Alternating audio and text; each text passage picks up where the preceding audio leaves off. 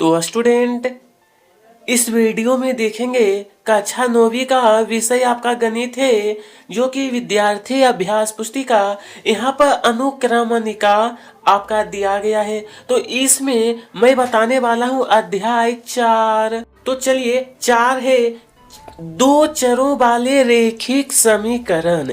रेखिक समीकरण, तो यहाँ पर देख सकते हो अध्याय 4 दो चरों वाले रेखिक समीकरण। तो चलिए एक एक करके सभी प्रश्नों को हल करेंगे। तो यहाँ से आपका प्रश्न शुरू होता है। सही विकल्प चुनकर लिखिए। पहला प्रश्न है y बराबर 3x धन 5 का यहाँ पर 4 ऑप्शन सही होगा। अपरिमित रूप से अनेक हल हैं। चलिए अगला प्रश्न है समीकरण x ऋण 2y बराबर का 4 के लिए निम्न में से कौन सा एक हल है। बोला है कौन सा एक हल। इसका सही आंसर है 4,0। ठीक है, चलिए 1 और 2 हो गया। अगला है नंबर 3 समीकरण 2x धन 5 बराबर 0 में कितने चर हैं। यहाँ पर पूछा है चर, तो इसमें आपका चर एक ही है ना, जो कि आपका x है। ठीक है, अगला प्रश्न है ax धन by धन c बराबर 0 के रूप के समीकरण को क्या कहते हैं। तो इसे कहा जाता है दो चरों वाला रेखिक समीकरण। दो चरों वाला रेखिक समीकरण 5 में है x ऋण 7 बराबर 0। x में मान क्या है, x में मान, तो इसका जो मान निकल कर आएगा वो आपका 7 है। कौन कितना, तो दा वाला ऑप्शन जो देख रहे हो ना 7 बिल्कुल राइट आंसर। ठीक है, अब चलिए आगे देखेंगे। आगे का जो प्रश्न है यहाँ पे सही, जो कि स्तंभ 1 स्तंभ 2, इसे मिलान करना है कि 4x धन 3y बराबर 12 का एक हल। तो इसका मिलान करना है 0,4। अगला है दो चरों वाले रेखिक समीकरण का मानक रूप। इसका जो मानक रूप है ax धन by धन c बराबर का 0। तीसरा नंबर 2x धन y बराबर का 7 में यदि x बराबर 0 हो तो y का मान होगा। y का जो मान है वो आपका रहेगा y बराबर 7, y का मान 7।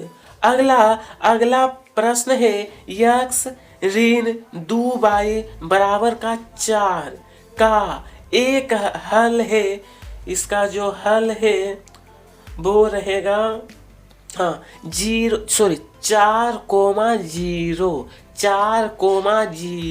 रेखिक समीकरण में चर की अधिकतम घात होती है। तो रेखिक समीकरण में 1 होता है, अधिकतम घात उसमें 1 होगा। तो चलिए इस प्रकार से सही। तो चलिए इस तरीके से प्रश्न क्रमांक 2 आपका कंप्लीट। नंबर 3 में कहा है कि एक शब्द वाक्य में उत्तर दो, जो कि प्रश्न में कहा है 2x धन 3y बराबर का 12 में कितने चर हैं। तो इसमें पूछा है आपसे कि कितना चर।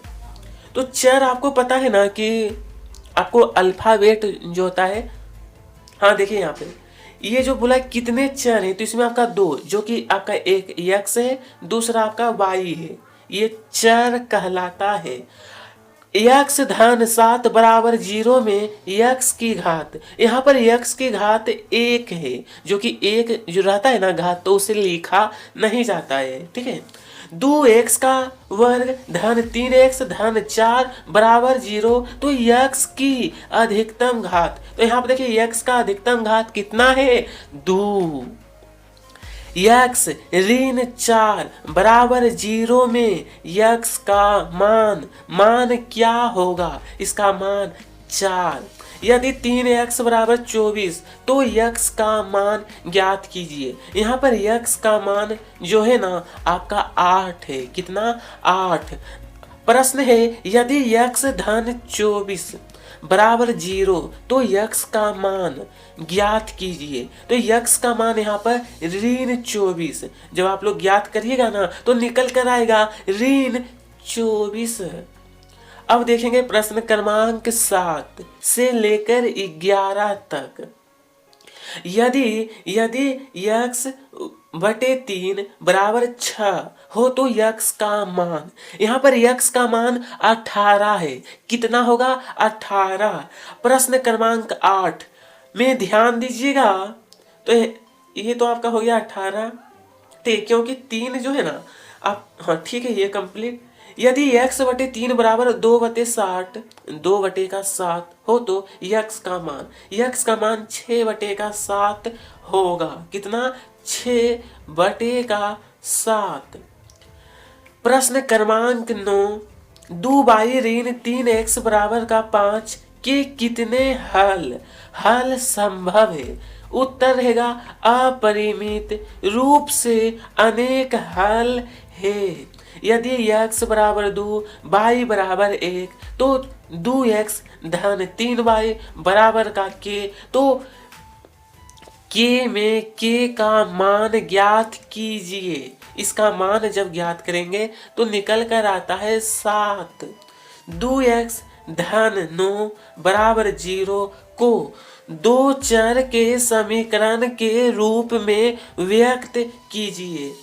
इसका निकल कर आएगा ऋण 9/2, 9/2। ठीक है, चलिए तो ये आपका हो गया है एक वाक्य में उत्तर वाला जो प्रश्न दिया गया है। अब है अगला कि यहाँ पर प्रश्न स्टूडेंट कि 2 चरों वाले रैखिक समीकरण का मानक रूप लिखिए।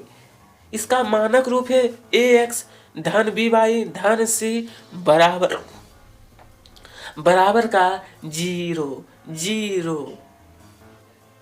अगला प्रश्न यहाँ है सत्य असत्य लिखिए, जो कि प्रश्न में कहा है रेखा y बराबर kx मूल बिंदु से होकर जाने वाली रेखा को निरूपित करता है। ये आपका सत्य है। x बराबर 2, x ऋण 2 बराबर 0 का एक हल नहीं है। ये जो है ना आपका असत्य होगा। क्या होगा? असत्य। नंबर 3 में कहा है 2x धन 3y धन 4 बराबर 0। 1 2 चरों वाले रैखिक समीकरण का उदाहरण। रैखिक समीकरण का उदाहरण ये भी आपका सत्य है। नंबर 4 में कहा है ऋण 2 कोमा 0 y बराबर 2x धन में 4 का संगत हल है। ये भी आपका सत्य है। प्रश्न 5 में कहा है 2 चरों वाले रैखिक समीकरणों के अपरिमित रूप से अनेक हल होते हैं। अनेक हल, ये भी आपका सत्य है। ठीक है, तो इस तरीके से सत्य और असत्य वाला 1 से लेकर 5 तक पूरा हो गया है। तो विद्यार्थी आगे का प्रश्न है रिक्त स्थानों की पूर्ति कीजिए। यदि बिंदु 3,4 समीकरण 3y बराबर ax धन 7 के आलेख पर स्थित है तो a का मान बताना है। इसका मान रहेगा 5/3। 5/3। अगला 2 चरों वाले रैखिक समीकरण का आलेख 1। इसका जो आलेख है सरल रेखा होता है। नंबर 3 में कहा गया है समीकरण x बराबर a का आलेख y अक्ष के समानांतर एक सरल रेखा होता है। एक सरल रेखा। चलिए तो आगे है प्रश्न 4 x बराबर 0। ये आपका y अक्ष का समीकरण है। किसका? y अक्ष का समीकरण। ठीक है, अब अब देखेंगे ये आपका रिक्त स्थान वाला कंप्लीट हो गया है। चलिए यहाँ पर प्रश्न है, एक दिवसीय अंतरराष्ट्रीय क्रिकेट मैच में दो भारतीय बल्लेबाजों ने एक साथ मिलकर 176 रन बनाए। इस जानकारी को दो चरों वाले रैखिक समीकरण के रूप में लिखिए। क्या चीज में? तो रैखिक समीकरण के रूप में इसका हल इस प्रकार रहेगा। माना कि एक दिवसीय अंतरराष्ट्रीय क्रिकेट मैच में दो बल्लेबाजों के रन क्रमशः x और y, तब रैखिक समीकरण x धन y बराबर 176। ठीक है। चलिए अगला प्रश्न क्रमांक 7 में कहा है 2x धन 3y बराबर का 9.35 को ax धन by धन c बराबर 0 के रूप में व्यक्त कीजिए और a b c के मान बताइए। तो इसका उत्तर रहेगा 2x धन 3y बराबर का 9.35। इसको अब हल करना है तो लिखना कि पश्चांतर करने पर 2x धन 3y माइनस का 9.35।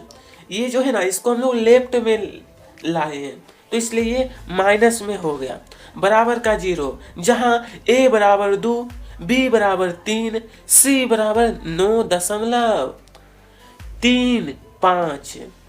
ठीक है। इस प्रकार से प्रश्न क्रमांक 7 का हल हो गया है। ठीक है, 7 तक आपका कंप्लीट है। नंबर 8 में कहा है कि समीकरण यहाँ x धन 2y बराबर का 6 के चार अलग अलग हल ज्ञात कीजिए। इसका हल तो सबसे पहले x धन 2y बराबर का 6 के 4 अलग अलग हल।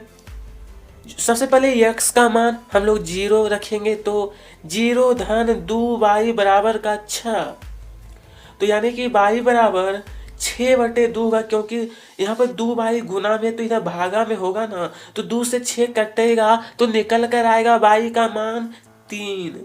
अब रखेंगे x का मान 2, तो 2 धन 2y बराबर का 6 तो y बराबर निकालना है तो यहाँ पर 6 ऋण 2/2। अब इसे सोल्व करिए तो 6 में से 2 घटेगा, बचेगा कितना? 4/2। 2 से 4 कट जाएगा, कितना बचेगा? y बराबर 2 बचेगा। अब हम लोग x का मान 4, तो 4 धन 2y बराबर का 6, तो y का मान 6 ऋण 4/2 होगा। 6 में से 4 बचेगा 2, 2 से 2 कट कैंसिल, कितना बचा? y बराबर 1। अब रखेंगे x का मान 6, तो अब इसे हल करेंगे। 6 धन 2y बराबर का 6, इसे हल करेंगे। 6 ऋण 6/2, 6 में से 6 घटेगा, बचेगा कितना? 0/2 होगा। 0/2, तो इसका मान निकल कर आता है 0, यानी कि y बराबर 0। तो इस प्रकार से हम लोगों ने 4 अलग अलग हल ज्ञात किए हैं। ठीक है, तो चलिए 8 नंबर आपका कंप्लीट हो गया। अगला यहाँ पर बोला है स्टूडेंट कि समीकरण 4x धन 3y धन 12 बराबर 0 के दो हल ज्ञात कीजिए। इसका हल बोला कितना? तो 2 हल। तो सबसे पहले जब x बराबर 0 तो यहाँ पर आपका होगा स्टूडेंट 4 x का मान 0 रखा हुआ है तो 3y धन 12 बराबर 0। अब देखिए 4 गुना 0 करेंगे तो 0 होगा क्योंकि x का मान 0 है। ठीक है, 3y ये आपका धन में 12 तो ये आपका पश्चांतर करेंगे तो ऋण 12 होगा। उसके बाद y बराबर लिखना है, ये 3 गुना में तो उधर भागा होगा, भागा हो गया तो 3 से 12 को कैंसिल करेंगे तो कितना निकल कर आएगा, ऋण 4, यानी कि y बराबर ऋण 4। अब जब x बराबर 1 का मान रखेंगे तो इसका हल देखते हैं। तो यहाँ पर आपका होगा 4 1 धन 3y धन 12 बराबर 0। तो 4 गुने, हाँ देखिए स्टूडेंट यहाँ पर सीधे मैं आपको हल कर दिया हूँ। ठीक है, -16 हो गया है। अब देखिए -12 तो हो गया, 4 गुने 1 करेंगे तो 4, इसको भी पश्चांतर करेंगे तो -4 यहाँ पर होगा। तो -12 -4 दोनों को जोड़ेंगे तो कितना निकल कर आएगा, -16। तो अब काफी आसान है, y बराबर -16 बटे का 3 से 16 नहीं कटेगा तो y बराबर इतना रखना है। तो प्रश्न में कहा गया था 2 हल ज्ञात करने के लिए।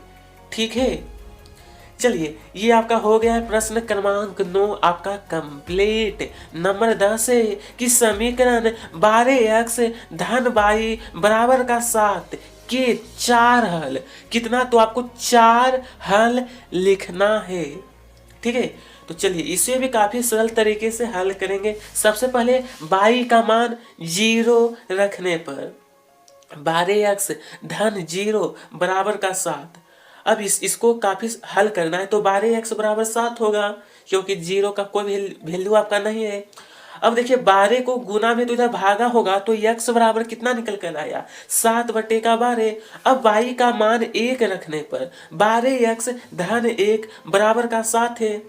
तो 12x बराबर 1 को आपको पश्चांतर करेंगे तो घट जाएगा ना, 7 में से 1 बचेगा, कितना बचा, 6 बटे का 12 होगा।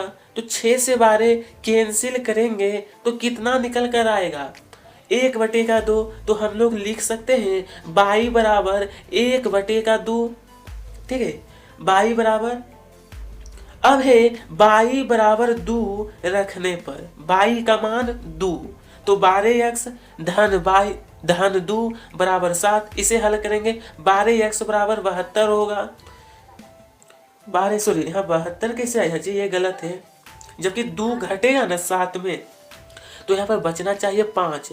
तो आप लोग स्टूडेंट यहाँ पर 72 जो है ना उसको कट कर देना है, बल्कि वहां पर आपको लिखना है 5। कितना होगा, 5। ठीक है, क्योंकि 7 में से 2 घटेगा तो 5 बचेगा ना। उसके बाद 5 तो हो गया, तो 5 बटे 12 होगा यहाँ पे। ठीक है, x का मान 5 बटे 12। अब और जब y का मान 3 रखने पर 12x धन 3 बराबर 7, 12x बराबर 7 ऋण 3। इसे जब हम लोग हल करेंगे तो निकल कर आएगा x बराबर 4 बटे 12, 4 से 12 कैंसिल होगा तो निकल कर आएगा 1 बटे का 3। ठीक है, तो इस तरीके से 4 अलग अलग हल। ठीक है, उसके बाद अब प्रश्न 11 और प्रश्न क्रमांक 12। पहले 11 है कि x धन 2y बराबर का 6 के 4 अलग अलग हल ज्ञात कीजिए। यानी ये भी प्रश्न क्रमांक 10 के जैसा है। तो इसका हल होगा x धन 2y बराबर का 6। तो जब x बराबर 1 तो 1, यहाँ पे x का मान 1 रखा हुआ है। ठीक है, तो यहाँ पर 2y बराबर 6 में से 1 घट जाएगा। इतना तो काफी आसान है दो स्टूडेंट, इसे तो आप लोग खुद से भी सरल कर सकते हैं। ठीक है, तो आंसर बता देता हूँ। ये देखिए 2y आपका गुना में तो उधर जाकर भागा हो जाएगा ना, तो y बराबर 5 बटे का 2 होगा। जब x का मान 0 तो 0 धन 2y बराबर का 6 है, होगा ना। तो 2y बराबर का 6 हो गया। तो यहाँ पे y बराबर देखिए 6/2 है तो 2 से 6 कटेगा तो y बराबर 3 निकल कर आएगा। उसके बाद जब x बराबर 2 है तो 2 धन 2y बराबर 6, 2y इधर देखिए 2 आपका घट जाएगा, ठीक है। 6 घट ऋण 2, 6 में से 2 जब घटेगा कितना निकल कर आएगा 4/2, 4/2 यह कैंसिल होगा तो निकल कर आएगा y बराबर 2। जब x बराबर 4 तो 4 धन 2y बराबर का 6, 2y बराबर 6 में से 4 आपका घट जाएगा तो बचेगा 2 से 2 कैंसिल, y बराबर 1। तो इस प्रकार से 4 अलग अलग हल हो गया है। 11वां प्रश्न कंप्लीट। अब ये आपका इस चैप्टर का लास्ट प्रश्न जो कि k का मान ज्ञात कीजिए। जबकि x बराबर 1, y बराबर 2, 4x धन 3y बराबर k का एक हल हो। तो चलिए स्टूडेंट, इसे हल करना है आपको। 4x धन 3y बराबर का k तो दिया है सबसे पहले x बराबर 1, y बराबर 2, तो x का मान 1 रखना है, y का मान 2 रखना है, ठीक है, बराबर का k। अब इसे हल करिए। 4 गुने 1 4 होगा, 3 गुने 2 6 होगा, दोनों को जोड़ेंगे तो 10 आएगा। इसको हम लोग इस प्रकार लिख सकते हैं ना कि k बराबर 10, ये आपका आंसर रहेगा। तो इस प्रकार से स्टूडेंट अध्याय 4 कंप्लीट हो गया। कमेंट बॉक्स में बताइएगा कि अगला कौन सा चैप्टर आपको चाहिए। वीडियो पसंद आई हो तो लाइक करिएगा, साथ में सब्सक्राइब। आप सभी को तहे दिल से धन्यवाद, ठीक है। इसके बाद आपको सांख्यिकी अगली वीडियो में आपको बताया जाएगा।